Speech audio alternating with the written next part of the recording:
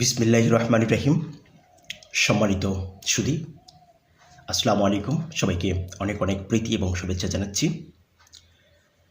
একটি আলোচিত একটি বিষয় বর্তমান দেখতে পাচ্ছেন আপনারা, সেটি হচ্ছে শিক্ষকদের 20% বাড়ি ভাড়া, 20% বাড়ি ভাড়া, 1500 টাকা চিকিৎসা ভাতা এবং 75% উৎসব ভাতা কর্মচারীদের জন্য যে আন্দোলনটা চলছে বাংলাদেশে, এটি শিক্ষকদের অত্যন্ত ন্যূনতম একটি ন্যায্য দাবি। একজন শিক্ষক অনার্স মাস্টার্স পাশ করে এনটিআরসি এর পরীক্ষায় উত্তীর্ণ হয়ে তিনি একটি হাই স্কুলে যোগদান করছেন। তিনি যখন এমপিভুক্ত হচ্ছেন, তার বেতন হচ্ছে 12,500 টাকা। তার থেকে 10% কর্তন করা হয়, আপনারা জানেন, এবং মাত্র 1,000 টাকা বাড়ি ভাড়া এবং মাত্র 500 টাকা চিকিৎসা ভাতা সহ সর্বমোট সে কত টাকা বেতন পায়?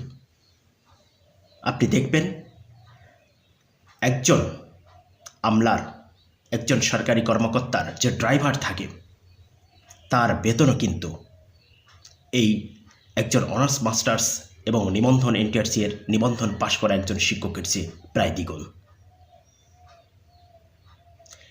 এই ন্যায্য দাবি সরকারকে অবশ্যই মেনে নিতে হবে, এর কোনো বিকল্প পথ নেই। অনেকে বলছেন শিক্ষকদের বাড়ি ভাড়া 20% দেন, এটা তাদের ন্যায্য দাবি দেন, কিন্তু তাদেরকে বিভিন্ন জায়গায় ট্রান্সফার করা হোক। আমি তাদের যথার্থ একটি কথা বলছি, আপনি একটু খোঁজ নিয়ে দেখেন, আপনার বাড়ির আশেপাশে, আপনার এলাকায় অসংখ্য মানুষ সরকারি জব করছে, চাকরি করছে। তারা 45-50 এমনকি 55% বা শতাংশ পর্যন্ত তারা মূল স্কেলের, বেসিকের তারা বাড়ি ভাড়া পেয়ে থাকেন এবং 1500 টাকা চিকিৎসা ভাতা পেয়ে থাকেন এবং সরকারি অনেক ধরনের সুযোগ সুবিধা তারা পেয়ে থাকেন। তারা সরকারি প্রতিষ্ঠানে চাকরি করেন।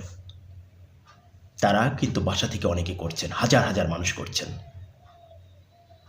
45% থেকে 55%, 1500 টাকা চিকিৎসা ভাতা এবং সরকারি অনেক সুযোগ সুবিধা সহ তারা কিন্তু নিজের বাসা থেকেই চাকরি বাকরি করছেন। দেখুন, আমি উদাহরণস্বরূপ বলতে পারি, যারা 45% বাড়ি ভাড়া পান, সেখানে শিক্ষকরা চেয়েছেন মাত্র 20%। যারা 45% বাড়ি ভাড়া পান এমন প্রাইমারি শিক্ষকরা দেখেন, তারা কিন্তু বাসায় থেকে ম্যাক্সিমাম, সারা বাংলাদেশে ম্যাক্সিমাম তাদের বাসা থেকে তারা কিন্তু চাকরি বাকরি করতে পারছেন। এবং অনেক সরকারি প্রতিষ্ঠানের অনেক ব্যাংকাররা তারা 1 বছর জেলার বাইরে চাকরি করলেও তারা কিন্তু আবার উপজেলার মধ্যে এসে নিজের বাসা থেকে চাকরি করছেন। তারা কিন্তু 45% বাড়ি ভাড়া পাচ্ছেন এবং সরকারি যত সুযোগ সুবিধা কিন্তু তারা পাচ্ছেন। আর সেখানে একজন শিক্ষক মাত্র 20% বাড়ি ভাড়া দাবি করেছে বলে আপনারা তাদেরকে ট্রান্সফার করে দিচ্ছেন। ট্রান্সফার করেন, সমস্যা নেই, সরকারি নিয়ম নীতি অনুযায়ী বা জাতীয়করণের মাধ্যমে তাদেরকে সরকারিকরণ করেন, 45% বাড়ি ভাড়া দেন, 1500 টাকা চিকিৎসা ভাতা দেন এবং অন্য যত সুযোগ সুবিধা আছে সবগুলো সরকারিভাবে দেন। শিক্ষা প্রতিষ্ঠান জাতীয়করণ করেন, সরকারিকরণ করেন।